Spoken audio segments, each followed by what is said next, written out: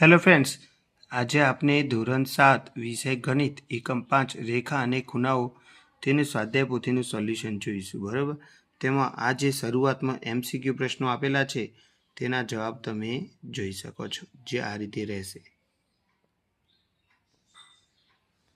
બરાબર, આ છે બીજા પેજના MCQ, જેના જવાબ આ રીતે લખવાના રહેશે આપણે. બરાબર, MCQ પૂરો થયા પછી પ્રશ્ન 2 આવે છે, ખાલી જગ્યા પૂરું. એમાં જવાબ આ રીતે લખવાના રહેશે તમારે. ત્યાર પછી બીજા પેજ ઉપર ખાલી જગ્યા 4 અને 5 આપેલી છે, એના જવાબ આ રીતે રહેશે. ત્યાર પછી આપણને આકૃતિઓ આપી છે અલગ અલગ, એમાં આપણે વીનું મૂલ્ય શોધવાનું છે, જેના જવાબ આ રીતે રહેશે. કોટિકોણ અને પૂરક કોણના આધારે, એટલે કે રૈખિક જૂથના આધારે આપેલા છે.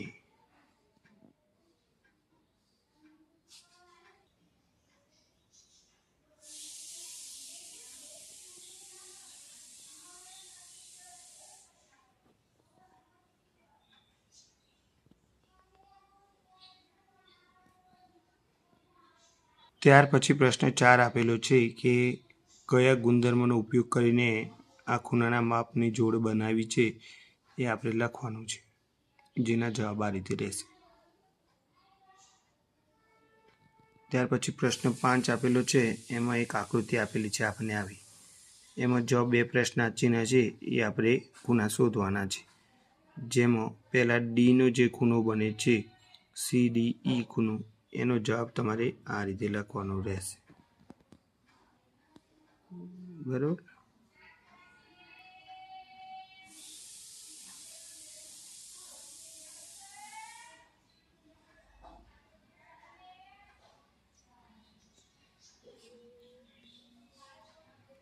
ત્યાર પછી આગળ જોઈએ આપણે તો જે ખૂણો બી આપેલો છે આપણને, એનો જવાબ તમારે આ રીતે લખવાનો રહેશે.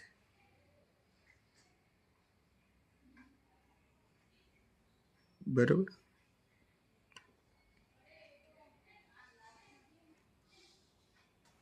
ત્યાર પછી જાતે કરીએ એવું આપેલું છે આપણને, એમાં જવાબ તમારે આ રીતે લખવાના રહેશે.